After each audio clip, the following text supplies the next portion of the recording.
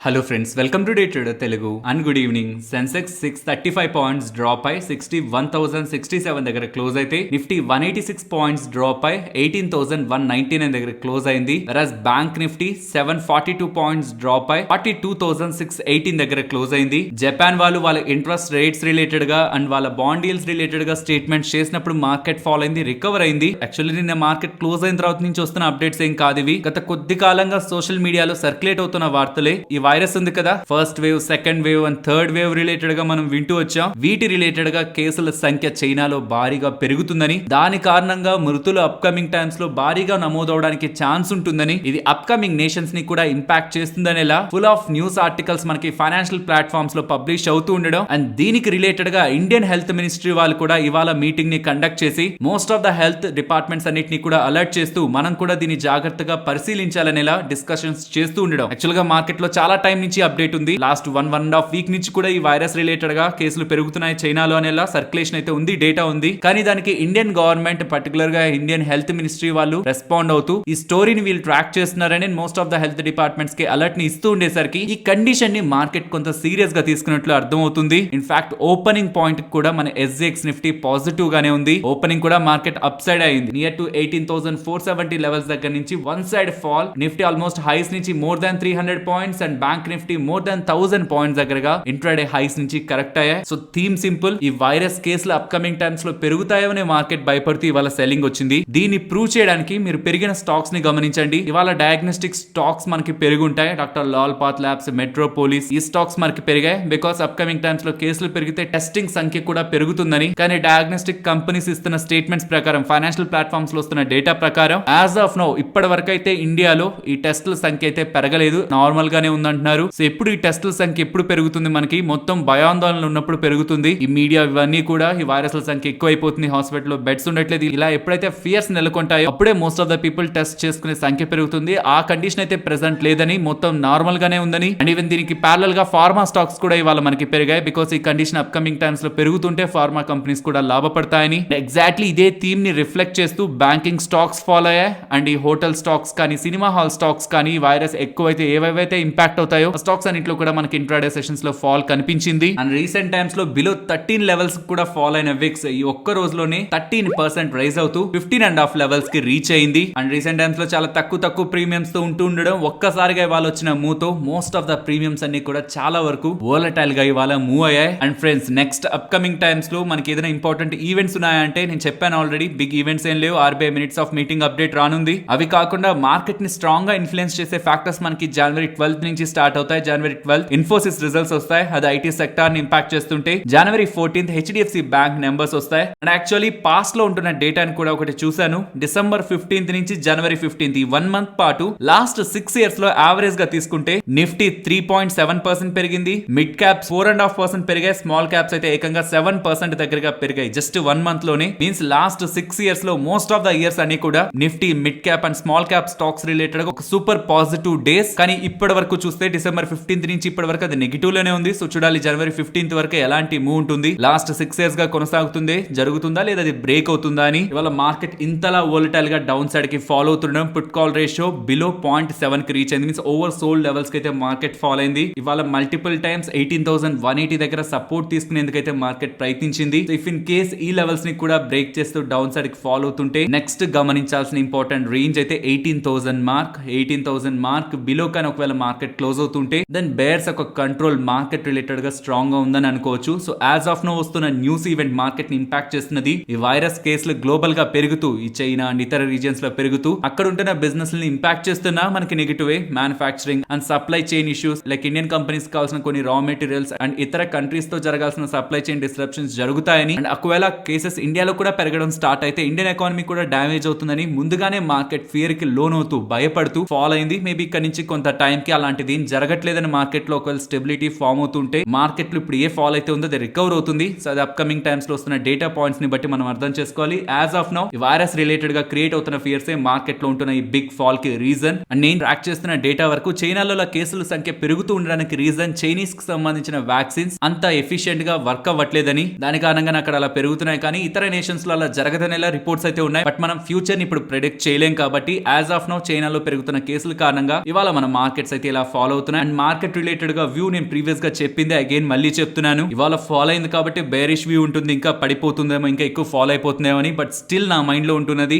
Up side వెళ్ళాలంటే 18,550 above mark closing ఉండాలి. Then అప్పుడే మనం వ్యూ ని బులిష్ గా చేంజ్ చేసుకోవచ్చు. అలా వెళ్ళకపోతున్నంత మాత్రాన మనం బేరిష్ గా తీసుకోవాల్సిన నీడ్ లేదు. 18,000 to 18,500 మార్క్ ఈ రేంజ్ అనేది కూడా మార్కెట్ రిలేటెడ్ గా ఒక ఇంపార్టెంట్ రేంజ్. పర్టికులర్ గా 18,000 మార్క్ అది రావడానికి అంతే కష్టపడుతుంది అండ్ డౌన్ సైడ్ కి వెళ్ళడానికి కూడా, అన్లెస్ మార్కెట్ లో ఒక strong selling or negative fear ఉంటే తప్పించి ఆ మార్క్ కూడా బ్రేక్ అవుతుందని. ఆ మార్క్ కూడా అంత ఈజీగా బ్రేక్ కాదు కాబట్టి 18,000 below 2 trading sessions market close అవ్వనంత వరకు కూడా మార్కెట్ రిలేటెడ్ గా బేరిష్ వ్యూ ని నేనైతే ఫామ్ చేసుకోవాలనుకోవట్లేదు. 18,550 అబోవ్ వెళ్ళనంత వరకు, 18,000 బిలో 2 ట్రేడింగ్ సెషన్స్ క్లోజ్ అవ్వనంత వరకు 18,000 to 18,500 ఈ 500 పాయింట్ రేంజ్ లోనే మార్కెట్ రేంజ్ బౌండ్నెస్ ని మెయింటైన్ చేయడానికి పాసిబిలిటీ ఉంటుందని పర్సనలీ నేను అనుకుంటున్నాను. ఫ్రెండ్స్, ఇలా వీడియోస్ రిలేటెడ్ గా మేము పెడుతున్న ఎఫర్ట్స్ మీకు వాల్యుబుల్ గా అనిపిస్తూ ఉంటే మన వీడియోని తప్పకుండా లైక్ చేయండి.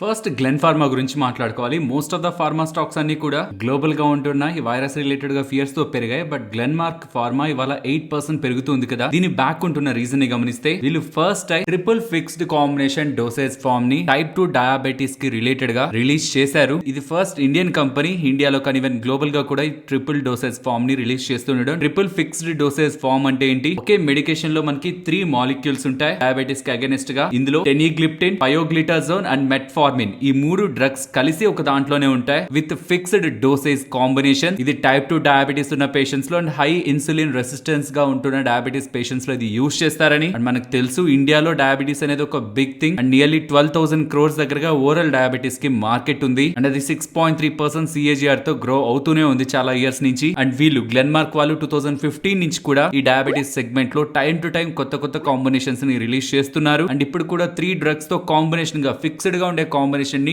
ట్రిపుల్ ఫిక్స్డ్ డోస్ కాంబినేషన్ ని రిలీజ్ చేస్తుండడం అండ్ ఫార్మా రిలేటెడ్ గా ఉంటున్న పాజిటివ్ థీమ్ ఈ రెండు కంబైన్ అవుతుండడం స్టాక్ ఇవాళ 8% పెరిగింది. నెక్స్ట్ ఇవాళ ఏపీఐస్ ని తయారు చేసే కంపెనీస్ లైక్ IOL కెమికల్స్ కానీ, దివీస్ ల్యాబ్స్ కానీ ఇంట్రాడే సెషన్స్ లో ఎక్కువగా ర్యాలీ అయినట్లు కనిపిస్తుంది కదా. ఇన్ఫాక్ట్ లారస్ ల్యాబ్స్ కూడా ఇవాళ 2% దగ్గరగా పెరిగింది రీసెంట్ టైమ్స్ లో ఉంటున్న కాన్స్టెంట్ ఫాల్ తర్వాత. దీని బ్యాక్ ఒక ఇంపార్టెంట్ థీమ్ కనిపిస్తుంది. ఈటీ వాళ్ళు మీన్స్ ఎకనామిక్స్ టైమ్స్ వాళ్ళు ఇవాళ 647 కి ఒక ఇంపార్టెంట్ ఆర్టికల్ ని అప్డేట్ చేస్తూ రీసెంట్ టైమ్స్ లో కొన్ని ఏపీఐస్ రిలేటెడ్ గా ప్రైజెస్ లాస్ట్ 2 weeks లో 12 to 25% దగ్గరగా పెరిగాయని. అందులో పారాసిటమాల్ అండ్ దీని రిలేటెడ్ గా ఉంటున్న డ్రగ్స్ లైక్ ఐబుప్రోఫిన్ మీన్స్ ఫీవర్ కానీ, పెయిన్ కానీ అండ్ ఈవెన్ యాంటీబయాటిక్స్ రిలేటెడ్ గా యూజ్ చేసే మెడికేషన్స్ ఉంటాయా, వాటికి కావాల్సిన రా మెటీరియల్ అయినా ఏపీఎస్ ని తయారు చేస్తున్న వాళ్ళు రీసెంట్ టైమ్స్ లో ప్రైజెస్ ని పెంచారని. దీనికి రీజన్ యుఎస్ లో, యూరోప్ లో అండ్ ఈవెన్ చైనాలో కూడా ఉంటున్న షార్టేజ్, ఏపీఐ షార్టేజ్ కారణంగానే రీసెంట్ టైమ్స్ లో 12 to 25% దగ్గరగా ప్రైజెస్ పెరిగాయని అప్డేట్స్ అయితే కనిపించాయి. బట్ దీని తర్వాత ఫైనాన్షియల్ ప్లాట్ఫామ్స్ లో కొన్ని కంపెనీస్ రిలేటెడ్ గా మేనేజ్మెంట్స్ చెప్తున్న అప్డేట్స్ ప్రకారం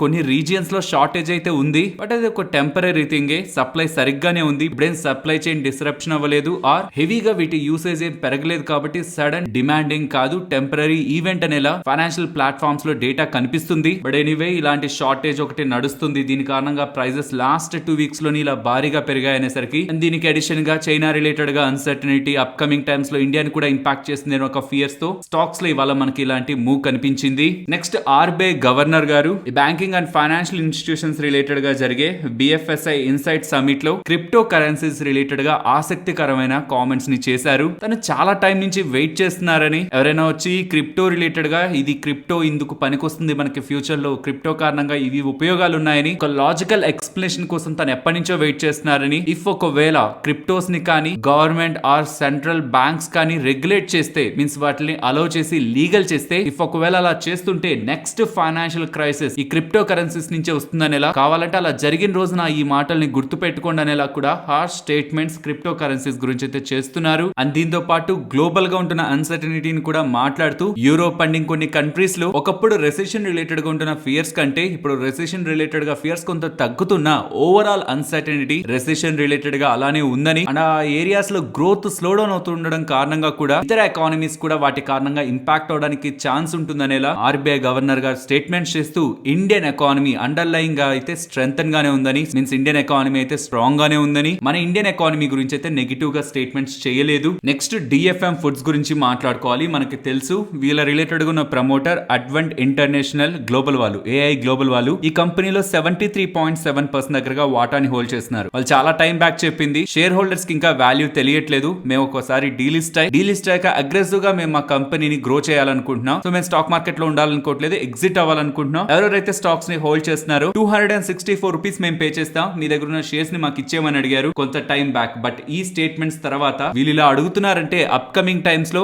డీలిస్ట్ అవ్వడం కోసం షేర్స్ ని షేర్ హోల్డర్స్ దగ్గర కొనేటప్పుడు షేర్ హోల్డర్స్ ఎక్కువ ప్రైజే కావాలని అడుగుతారు. సో ఆ టైంలో ఇంకా వీళ్ళు మంచి ప్రైస్ ఇస్తారేమో ఒక పాజిటివ్ ఎక్స్పెక్టేషన్. ఆ టైం నుంచి స్టాక్ 100% అబో దగ్గరగా పెరిగింది. అండ్ రీసెంట్ టైమ్ లో జరిగిన రివర్స్ బుక్ బిల్డింగ్ ప్రాసెస్ లో భాగంగా 525 రూపీస్ పర్ షేర్ మాకు ఇస్తేనే మా దగ్గర ఉన్న షేర్స్ ని మీకు ఇస్తామని షేర్ హోల్డర్స్ చెప్తూ ఉండడం కంపెనీ దాన్ని రిజెక్ట్ చేసింది. మేము 525 అయితే ఇవ్వలేం, కానీ ప్రీవియస్ గా చెప్పిన 264 రూపీస్ పర్ షేర్ నుంచి 100% పెంచుతూ 467 రూపీస్ పర్ షేర్ మేము పే చేస్తాం, ఇంకా అంతకు మించి మేము పే చేయలేం, 525 అయితే ఇవ్వలేం. కానీ from 264 nearly 200 rupees per share price nearly 80% అబో దగ్గరగా ప్రీవియస్ గా వాళ్ళు చెప్పిన ఫ్లోర్ ప్రైస్ కంటే పెంచుతూ షేర్ హోల్డర్స్ కి కౌంటర్ ఆఫర్ ఇవ్వడం జరిగింది. సో చూడాలి దీని రిలేటెడ్ గా ఎటువంటి అప్డేట్ షేర్ హోల్డర్స్ దగ్గర నుంచి వస్తుందని. సో నేను నిన్నటి వీడియోలో కూడా అప్డేట్ చేశాను, 120% దగ్గరగా పెరిగిన స్టాక్, ఈ స్టాక్ తో జాగ్రత్త అని. బికాస్ అప్కమింగ్ టైమ్స్ లో ఒకవేళ ఈ డీలిస్టింగ్ కానీ ఫెయిల్ అవుతున్నట్లయితే కేవలం ఈ డీలిస్టింగ్ ని మైండ్ లో పెట్టుకొని ఇన్వాల్వ్ అయిన వాళ్ళు డిసప్పాయింట్ అయి స్టాక్ రిలేటెడ్ గా సెల్ చేయడానికి ఛాన్స్ ఉంటుంది. ఇఫ్ ఇన్ కేస్ డీలిస్ట్ అవుతుంటే దెన్ మీరు హోల్డ్ చేసిన స్టాక్స్ రిలేటెడ్ గా ఒకవేళ మీరు డీలిస్టింగ్ లో పార్టిసిపేట్ చేసి సెల్ చేయకూడదు అనుకుని హోల్డ్ చేస్తూ ఉంటే దాని లిక్విడిటీ ఇష్యూ కూడా వస్తుందన్న విషయాన్ని గుర్తుంచుకోవాలి. ప్యూర్లీ ఒక ఈవెంట్ కారణంగా ర్యాలీ అయ్యారు మూవ్ అయిన స్టాక్స్ రిలేటెడ్ గా ఈవెంట్ అవ్వకపోతున్నా, ఈవెంట్ కంప్లీట్ అవుతున్నా ఏ పాసిబిలిటీస్ ఉన్నాయో అవన్నీ కూడా జాగ్రత్తగా అర్థం చేసుకున్న తర్వాతే ఇలాంటి స్టాక్స్ రిలేటెడ్ గా థింక్ చేయడం బెటర్. నెక్స్ట్ సెబీ రిలేటెడ్ గా 3 ఇంపార్టెంట్ అప్డేట్స్ ఉన్నాయి. అందులో ఒకటి, సెబీ 2 పర్సన్స్ ని క్యాపిటల్ మార్కెట్స్ నుంచి బ్యాన్ చేస్తున్నారు. దీనికి రీజన్ వాళ్ళు ఫ్రంట్ రన్నింగ్ చేశారని చెప్తున్నారు. మీనింగ్ పబ్లిక్ ఒక ఇన్ఫర్మేషన్ అవైలబిలిటీలోకి వచ్చేదానికంటే ముందే ఆ ఇన్ఫర్మేషన్ బేస్ చేసుకొని పొజిషన్ తీసుకొని పబ్లిక్ లో ఆ ఇన్ఫర్మేషన్ వచ్చాక స్టాక్ ప్రైస్ పెరగడం పడడం జరుగుతుంది కదా, అప్పుడు వాళ్ళు గెయిన్ అవుతూ ప్రాఫిట్స్ ని బుక్ చేసుకోవడం. ఇవి చాలా మంది చేస్తుంటారు. ప్రీవియస్ గా టీవీ యాంకర్స్ టీవీలో చెప్పేదానికంటే ముందు రోజే వాళ్ళ పొజిషన్స్ ని బిల్డ్ చేసి టీవీలో చెప్పి అవి పెరగడం తగ్గడం జరిగాక పొజిషన్స్ ని ఎగ్జిట్ అయ్యి భారీ మొత్తంలో లాభాలు చేకూర్చుకున్నారని. అండ్ ఈ ఇద్దరు ఇప్పుడు మాట్లాడుకుంటున్న బ్యాన్ చేసిన వ్యక్తులు IDBI capital markets and securities తో చీఫ్ డీలర్ గా వ్యవహరిస్తున్నారని. బిగ్ క్లయింట్స్ కి వెళ్తున్న అప్డేట్స్ రిలేటెడ్ గా వీళ్ళకి ముందుగానే ఐడియా ఉంటుంది కాబట్టి తన సిస్టర్ రిలేటెడ్ గా అకౌంట్స్ లో పొజిషన్స్ ని బిల్డ్ చేసి ప్రాఫిట్స్ ని గెయిన్ అవడం, దాని రిలేటెడ్ గా ఈ ఇల్లీగల్ గెయిన్స్ కి 1.6 crores దగ్గరగా సంపాదించుకుంటున్న ఇల్లీగల్ మనీని సీజ్ చేస్తున్నట్లు సెబీ వాళ్ళైతే అప్డేట్ చేస్తున్నారు. నెక్స్ట్ సెబీ వాళ్ళు ఈ అగ్రి కమోడిటీ స్పేస్ ఉంటుంది కదా, ఎఫ్ఎన్ఓ స్పేస్ ఉంటుంది కదా, అందులో ఉంటున్న 7 అగ్రి కమోడిటీస్ ని నెక్స్ట్ 1 year వరకు కూడా బ్యాన్ చేస్తున్నట్లు అప్డేట్ చేస్తున్నారు. Soy bean, soya oil, mustard, rice, wheat, gram and crude palm oil related గా ఎఫ్ఎన్ఓ ట్రేడింగ్ యాక్టివిటీని గవర్నమెంట్ డిసెంబర్ 2021 లో ఈ 7 అగ్రి కమోడిటీస్ రిలేటెడ్ గా బ్యాన్ చేయడం జరిగింది. బికాస్ ఆఫ్ ఇన్ఫ్లేషన్ ఎక్కువగా పెరుగుతుంది, వీటిని కూడా ట్రేడింగ్ అలో చేస్తే ఇంకా ప్రైజ్లు పెరుగుతాయేమో అని. యాక్చువల్లీ ఇవాళకి ఎండ్ అవ్వాల్సి ఉంది, బట్ సెబీ వాళ్ళు ఫర్దర్ గా దాన్ని ఇంకొక 1 year పాటు ఎక్స్టెండ్ చేస్తున్నట్లు ఈ 7 అగ్రి కమోడిటీస్ రిలేటెడ్ గా ఎఫ్ఎన్ఓ యాక్టివిటీ 2023 డిసెంబర్ వరకు కూడా బ్యాన్ లో ఉంటుందనేలా స్టేట్మెంట్స్ అయితే చేస్తున్నారు. అండ్ ఫైనల్ అప్డేట్ సెబీ నుంచి నిన్నటి వీడియోలో అనుకున్నాం కదా, న్యూ రూల్స్ రాబోతున్నాయి పర్టికులర్ గా బైబ్యాక్ రిలేటెడ్ గానీ. ఎస్, సెబీ వాళ్ళు ఓపెన్ మార్కెట్ బైబ్యాక్ ని ఫేజ్డ్ మేనర్ లో తొలగించాలనుకుంటున్నారు. మీన్స్ ఇక్కడ నుంచి కొన్ని సంవత్సరాల తర్వాత ఏప్రిల్ 2025 తర్వాత ఏ కంపెనీ కూడా ఓపెన్ మార్కెట్ లో బైబ్యాక్ ని ప్రకటించడానికి లేదు. ప్రతి ఒక్కరు కూడా, ప్రతి కంపెనీ కూడా టెండర్ రూట్ లోనే షేర్ హోల్డర్స్ ఒక షేర్స్ ని బైబ్యాక్ చేసే రూట్ లోనే వాళ్ళ బైబ్యాక్స్ ని ప్రకటించాల్సి ఉంటుంది. And present companies tender route లో paid up capital and free reserves లో 25% మాత్రమే టెండర్ రూట్ లో బైబ్యాక్ చేయడానికి ఎలిజిబిలిటీ ఉంది. బట్ ఆ 25% ని 40 కి పెంచుతూ 25% నుంచి 40% కి పెంచుతూ ఉండడం, పెద్ద పెద్ద బైబ్యాక్స్ కూడా కంపెనీస్ కావాలనుకుంటే చేసుకునే విధంగా సెబీ వాళ్ళు అనుమతులను ఇస్తున్నట్టు. సో ఈ ఓవరాల్ డెవలప్మెంట్స్ అన్ని ఇన్వెస్టర్స్ రిలేటెడ్ గా మనం పాజిటివ్ గానే చూడాలి. And even fake screen shots related గా, ఎంటీఎం స్క్రీన్ షాట్స్ రిలేటెడ్ గా కూడా అడిగిన క్వశ్చన్ కి సెబీ చైర్మన్ గారు స్టేట్మెంట్స్ చేస్తూ, ఎస్ మేము ఈ స్పేస్ ని కూడా గమనిస్తున్నాం, ఎవరెవరైతే ఫేక్ స్క్రీన్ షాట్స్ లో అన్ఫెయిర్ ట్రేడింగ్ ప్రాక్టీసెస్ కి పాల్పడుతూ ఉంటారో వాళ్ళ రిలేటెడ్ గా కూడా మేము కేస్ టు కేస్ బేసిస్ లో, మీన్స్ అందరికీ ఒకే రూల్ కాకుండా కేస్ టు కేస్ బేసిస్ లో వాళ్ళపైన కూడా చర్యలు తీసుకునేందుకు మేము ఆలోచిస్తున్నాం అనేలా కూడా సెబీ దగ్గర నుంచి స్టేట్మెంట్స్ కనిపిస్తున్నాయి. ఈ ఎగ్జాక్ట్ లింక్ ఈ ఎంటీఎం స్క్రీన్ షాట్ల గురించి, ప్రాఫిట్స్ ని ఎడిట్ చేస్తూ పోస్ట్ చేస్తున్న వాళ్ళ గురించి చేస్తున్న స్టేట్మెంట్స్ గురించి ఉంటున్న లింక్ కూడా మీకు డిస్క్రిప్షన్ లో ఇస్తున్నాను. ఒకసారి ఎవరైనా ఫ్రీ టైం ఉంటే ఈ entire SEBI meeting 1 hour 30 minute related గా జరిగిన సెబీ మీటింగ్ ని కూడా గమనించవచ్చు. నెక్స్ట్ జూబ్లెంట్ ఫుడ్ వర్క్స్ గురించి మాట్లాడుకోవాలి. చాలా టైం వరకు పాజిటివ్ గానే ఉంది, కానీ ఎండింగ్ లో కొంత న్యూట్రల్ లో క్లోజ్ అయింది. ఇవాళ స్టాక్ రిలేటెడ్ గా ఇలాంటి స్టెబిలిటీ కనిపించడానికి మెయిన్ రీజన్, ఇప్పటి వరకు డామినోస్ అంటే 30 minute డెలివరీని కదా మనం చూస్తుంటాం, గ్యారంటీడ్ డెలివరీ. కానీ ఇప్పుడు 20 జోన్స్ లో మీన్స్ ఎంటైర్ ఇండియాలో ఉన్న 20 నెట్వర్క్స్ లో 20 minute డెలివరీని ప్రెసెంట్ వీళ్ళు లాంచ్ చేస్తున్నారు. 20 minutes లో డెలివరీ. ఇలాంటి డెసిషన్ ఎందుకు డామినోస్ వాళ్ళు తీసుకున్నారని దాని రిలేటెడ్ గా మేనేజ్మెంట్ చెప్తున్నది. యాజ్ ఆఫ్ నో ఎంటైర్ ఇండియాలో మోర్ దాన్ 50% దగ్గరగా వీళ్ళు చేస్తున్న డెలివరీస్ అన్ని కూడా ఇప్పటి వరకు చేస్తున్నవన్నీ కూడా లెస్ దాన్ 20 minutes లోనే చేస్తున్నారని, అండ్ వీళ్ళు గమనించింది లెస్ దాన్ 20 minutes లో ఏ కస్టమర్స్ కి అయితే ఆర్డర్స్ వెళ్ళాయో వాళ్ళందరూ కూడా అగైన్ అండ్ అగైన్ ఆర్డర్ చేయడానికి ఇష్టపడుతున్నారని. సో 20 minutes కంటే ముందే మేము చేయగలుగుతున్నాం చాలా వరకు ఆర్డర్స్, అండ్ అలా తీసుకున్న వాళ్ళలో చాలా వరకు మా బిజినెస్ కి ఇంకా గ్రోత్ ని తీసుకొస్తున్నారు. కాబట్టి అక్రాస్ ద ఇండియా 20 minute డెలివరీని మేము లాంచ్ చేయాలని చూస్తున్నామని, అండ్ నెక్స్ట్ 18 to 24 months లో 2000 డామినోస్ స్టోర్స్ దగ్గరగా వీళ్ళు లాంచ్ చేస్తారని అప్డేట్ చేస్తూ, యాక్చువల్లీ జూబ్లెంట్ ఫుడ్ వర్క్స్ వాళ్ళకి ఇండియా అండ్ ఇతర కొన్ని కంట్రీస్ లో సరౌండింగ్ కంట్రీస్ లో డామినోస్ లైసెన్స్ ని గ్లోబల్ గా ఉన్న డామినోస్ కంపెనీ వాళ్ళు ఇచ్చారు. వాళ్ళు కూడా మాట్లాడుతూ మేము జూబ్లెంట్ ఫుడ్ వర్క్స్ వాళ్ళకి ఇచ్చిన డామినోస్ లైసెన్స్ రిలేటెడ్ గా రాయల్టీని ప్రెసెంట్ పెంచాలనుకోవట్లేదు, and after US India related గానే వాళ్ళకి స్ట్రాంగ్ బిజినెస్ కనిపిస్తుందని, అండ్ ఇండియాలో ఉంటున్న చాలా చేంజెస్ ని వీళ్ళు అబ్జర్వ్ చేస్తూ రెస్ట్ ఆఫ్ ద గ్లోబల్ గా కూడా వీళ్ళు దాన్ని అప్లై చేస్తున్నారనేలా కూడా డామినోస్ వాళ్ళు స్టేట్మెంట్స్ చేశారు. నెక్స్ట్ యూనో మిండా గురించి మాట్లాడుకోవాలి. ఇయర్ స్టార్టింగ్ నుంచి ఇప్పటి వరకు పెద్దగా రిటర్న్స్ ని ఇవ్వలేదు, కానీ వీళ్ళు actually EV space electric vehicle space లో ఉంటున్న వెహికల్స్ రిలేటెడ్ గా వర్క్ చేస్తున్నట్లయితే అర్థమవుతుంది. ప్రెసెంట్ ఉంటున్న అప్డేట్ ప్రకారం ఒక కొరియన్ కంపెనీతో వీళ్ళు పార్ట్నర్షిప్ ని ఏర్పాటు చేసి వీల్ స్పీడ్ సెన్సార్స్ రిలేటెడ్ గా వీళ్ళు వర్క్ చేస్తున్నట్లయితే అప్డేట్ చేస్తున్నారు. ఆటో ఇండస్ట్రీలో సెన్సార్స్ రిలేటెడ్ గా పోర్ట్ఫోలియోలో యూనో మిండా వాళ్ళకి గుడ్ బిజినెస్ ఉంది. అదే పోర్ట్ఫోలియోకి సంబంధించి ఫర్దర్ డెవలప్మెంట్స్ కోసం ఎస్యూవీస్ రిలేటెడ్ గా ఉంటున్న వీల్స్ వాటి రిలేటెడ్ గా ఉంటున్న సెన్సార్స్ పై వీళ్ళు వర్క్ చేస్తున్నట్లు, దానికోసం వీళ్ళు కొరియన్ కంపెనీతో పార్ట్నర్ అయ్యారని చేసిన ఈ స్టేట్మెంట్స్ ఓవరాల్ కంపెనీ ఒక బిజినెస్ పరంగా మనం పాజిటివ్ గా తీసుకోవచ్చు. నెక్స్ట్ శ్యామ్ మెటాలిక్స్ గురించి మాట్లాడుకోవాలి. వీళ్ళు స్టైన్లెస్ స్టీల్ సెగ్మెంట్ లోకి, particularly stainless steel wire rod segment లోకి వీళ్ళు ఎంటర్ అవుతున్నట్లు అర్థమవుతుంది. వీళ్ళు మిటల్ కాప్ అనే ఒక కంపెనీని ఎక్వైర్ చేస్తూ 1.5 million ton పర్ యానం కెపాసిటీని బిల్డ్ చేసుకుంటుండడం, అండ్ ఇంకొకటి స్టెయిన్లెస్ స్టీల్ కావాల్సిన రా మెటీరియల్ ఫెర్రో అలాయ్స్ అది ఆల్రెడీ వీళ్ళ ఎగ్జిస్టింగ్ మ్యానుఫ్యాక్చరింగ్ ఫెసిలిటీస్ ప్రొడ్యూస్ చేస్తున్నాయి. కాబట్టి ఇప్పుడు వీళ్ళు ఎంటర్ అవుతున్న సెగ్మెంట్ రిలేటెడ్ గా కావాల్సిన మెటీరియల్స్ వీళ్ళ దగ్గరే ఉంటుండడం, సో వీటిని ఇంటిగ్రేట్ చేసే థింగ్ అవుతుంది. అండ్ ప్రెజెంట్ చేస్తున్న బిజినెస్ నుంచి డైవర్సిఫై అవుతున్నట్లు కాబట్టి stainless steel wire rod segment లోకి, కాబట్టి ఎక్విజిషన్ ని మార్కెట్ పాజిటివ్ గా తీసుకుంది. అండ్ ఈవెన్ ప్రీవియస్ గా రిజల్ట్స్ పోస్ట్ చేసినప్పుడు మేనేజ్మెంట్ ఇచ్చిన టార్గెట్స్ ప్రకారం వాళ్ళ ఎగ్జిస్టింగ్ గా ఉంటున్న 8.85 million tons per annum capacity నుంచి వీళ్ళ ప్రొడక్షన్ కెపాసిటీని 14.45 million ton పర్ యానం కి పెంచుకోవాలనేలా వీళ్ళు అప్డేట్ చేశారు కదా. అండ్ దానికి నియర్లీ వీళ్ళు 10,000 crores దగ్గరగా నెక్స్ట్ 5 years కి ఖర్చు పెడతారని చెప్పారు. అండ్ దీనికి సంబంధించిన టోటల్ మనీని కూడా ఇంటర్నల్ అక్రూవల్స్ ద్వారానే వీళ్ళ ఓన్ బిజినెస్ ద్వారానే జనరేట్ చేస్తారని కూడా మేనేజ్మెంట్ చెప్పింది. కాబట్టి ఆ ప్రాసెస్ లో భాగంగానే వీళ్ళు ఎక్విజిషన్ చేస్తున్నట్లు అర్థమవుతుంది. సో ఓవరాల్ ఈ ఎంటైర్ థీమ్ అంతా స్టాక్ రిలేటెడ్ గా అప్కమింగ్ టైమ్స్ లో పాజిటివ్ గా రిఫ్లెక్ట్ అవుతుందని మార్కెట్ భావిస్తూ స్టాక్ ఇవాళ ర్యాలీ అయింది. నెక్స్ట్ సిటీ యూనియన్ బ్యాంక్ గురించి మాట్లాడుకోవాలి. స్టాక్ ని ట్రాక్ చేస్తున్న వాళ్ళకి ఇది ఐడియా ఉంటుంది. మోస్ట్ ఆఫ్ ద టైమ్స్ వీళ్ళు కొంత రీజనబుల్ గానే నెంబర్స్ ని పోస్ట్ చేస్తుంటారు, కానీ వీళ్ళు అనూహ్యంగా అసలు మార్కెట్ ఎక్స్పెక్ట్ చేయని విధంగా డైవర్జెన్సెస్ కనిపిస్తున్నాయని అప్డేట్ చేస్తున్నారు. డైవర్జెన్స్ అంటే నేను రిపోర్ట్ చేసిన నెంబర్ కి యాక్చువల్ నెంబర్స్ కి మధ్య ఉంటున్న డిఫరెన్స్. ఇంకా సింపుల్ గా చెప్తాను, నేను నా దగ్గర ఉంటున్న బ్యాంక్ లో 100 rupees దగ్గరగా గ్రాస్ నాన్ పర్ఫార్మింగ్ అసెట్స్ ఉన్నాయి. నేను ఇచ్చిన డబ్బులు నాకు తిరిగి రావనేలా క్వశ్చన్ మార్క్ లో ఉన్నాయని నేను ఒక టైంలో చెప్పిన దానికి యాక్చువల్ గా చూస్తే 140 rupees దగ్గరగా ఉంది. 40% దగ్గరగా డైవర్జెన్స్ ఉందని నేను మీకు అప్డేట్ చేశాను అనుకోండి. సో నేను రిపోర్ట్ చేసిన నెంబర్ 100 rupees, బట్ యాక్చువల్ గా ఉంటున్న నెంబర్ 140 rupees. 40% దగ్గరగా డైవర్జెన్స్ ఉందని నేను మీకు అప్డేట్ చేస్తూ ఉంటే దెన్ నా స్టాక్ రిలేటెడ్ గా ఉంటున్న వ్యూ మొత్తం చేంజ్ అవుతుంది కదా. అలా వాళ్ళు ప్రీవియస్ గా ఉంటున్న గ్రాస్ నాన్ పర్ఫార్మింగ్ అసెట్స్ కంటే ఆర్బీఐ వాళ్ళు చేసిన వెరిఫికేషన్ లో డైవర్జెన్స్ అనేది ఫైండ్ అయిందని, అది టోటలీ 259 crore దగ్గరగా ఉందని అప్డేట్ చేస్తున్నారు. 259 crore ఇది డెఫినెట్లీ కంపెనీ రిలేటెడ్ గా పెద్ద నెంబరే. బికాస్ ఆ 259 crore ఇన్ టర్మ్స్ ఆఫ్ వీళ్ళ లోన్స్ చూస్తే 0.64 ఉంటుంది, అండ్ ఇన్ టర్మ్స్ ఆఫ్ వీళ్ళ స్లిప్పేజెస్ చూస్తే 20.3% ఉంటుంది. అండ్ ప్రీవియస్ గా వీళ్ళు రిపోర్ట్ చేసిన గ్రాస్ నాన్ పర్ఫార్మింగ్ అసెట్స్ కానీ దీన్ని యాడ్ చేసి చూసామంటే లాస్ట్ టైం పోస్ట్ చేసిన గ్రాస్ నాన్ పర్ఫార్మింగ్ అసెట్స్ కంటే 13% వీళ్ళ గ్రాస్ నాన్ పర్ఫార్మింగ్ అసెట్స్ పెరుగుతాయి. అండ్ ఈవెన్ ప్రావిజన్స్ లో కూడా 40 crore దగ్గరగా డైవర్జెన్స్ కనిపించిందని చేసిన ఈ ఓవరాల్ స్టేట్మెంట్స్ స్టాక్ ఇవాళ ఒక పాయింట్ లో 9% ఫాలో అవుతూ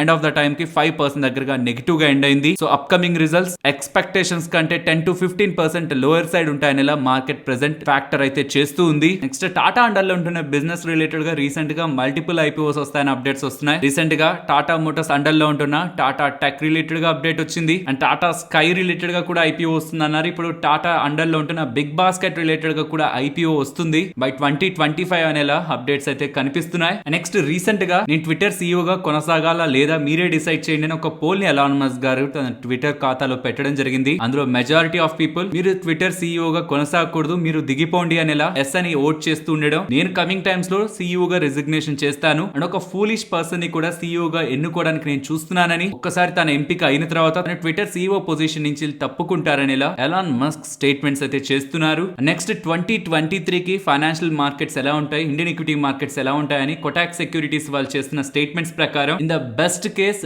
డిసెంబర్ 2023 నాటికి ఇండియన్ ఈక్విటీ మార్కెట్స్ నిఫ్టీని ఎగ్జాంపుల్ గా తీసుకుంటూ 18,770 కి అప్ సైడ్ కి వెళ్ళడానికి ఛాన్స్ ఉంటుందని, and in the worst case down side కి ఫాలో అవుతుంటే 16,500 వరకు కూడా మార్కెట్ డౌన్ అవడానికి ఛాన్స్ ఉంటుందని, and overall texture market related గా బయాన్ డిప్స్ అని, అండ్ వీళ్ళు చూస్తున్న సెక్టార్స్ ప్రకారం కెమికల్స్ అండ్ ఐటీ కంపెనీస్ 2023 లో బెటర్ గా పర్ఫార్మ్ చేయవని, banking and financial stocks, manufacturing, engineering and auto stocks 2023 లో బెటర్ గా పర్ఫార్మ్ చేస్తాయని వీళ్ళు ఎక్స్పెక్ట్ చేస్తున్నట్లు కొటాక్ సెక్యూరిటీస్ వాళ్ళు అప్డేట్ చేస్తున్నారు. నెక్స్ట్ నిఫ్టీ అలాగే bank Nifty support and resistance. Nifty support 18,180 and below 18,090 to 18,120. మనలో చాలా మందికి తెలిసి 30 పాయింట్ రేంజ్ ఎంత ఇంపార్టెంట్ గా ప్రీవియస్ గా యాక్ట్ అయింది. సో చూద్దాం ఈసారి కూడా అలాంటి సపోర్ట్ ఉంటుందా అని. ఇక్కడ నుంచి top side 18,310. Bank Nifty present ఉన్న లెవెల్స్ నుంచి down side 42,230 and up side 42,890. And ఇవాళ ఇంతలా మూవ్ అయింది కాబట్టి ఆప్షన్ చైన్ డేటాలో చాలా స్ట్రైక్స్ మనకి యాక్టివ్ గా కనిపిస్తాయి. బట్ పర్సనలీ నేను 18,000 to 18,500 ఈ 500 పాయింట్ రేంజ్ అయితే గమనిస్తున్నాను. ఫైనలీ ఇది ఫ్రెండ్స్ మన వీడియో నచ్చిందా? నచ్చితే మన వీడియోని లైక్ చేయండి ఫ్రెండ్స్. అండ్ ఈ వీడియో మన వాళ్ళకి యూజ్ అవుతుంది అనుకుంటే తప్పకుండా షేర్ చేయండి. అండ్ మన ఛానల్ ని సబ్స్క్రైబ్ చేయనట్లయితే ఛానల్లో ఉంటున్న కంటెంట్ ని గమనించండి. ఆ కంటెంట్ మీకు యూజ్ అవుతుంది అనుకుంటేనే ఛానల్ ని సబ్స్క్రైబ్ చేసి పక్కనే ఉన్న బెల్ ఐకాన్ క్లిక్ చేయండి. మరొక ఇంట్రెస్టింగ్ వీడియోతో మళ్ళీ మీ ముందుకు వస్తాను. అంతవరకు టేక్ కేర్. జై హింద్.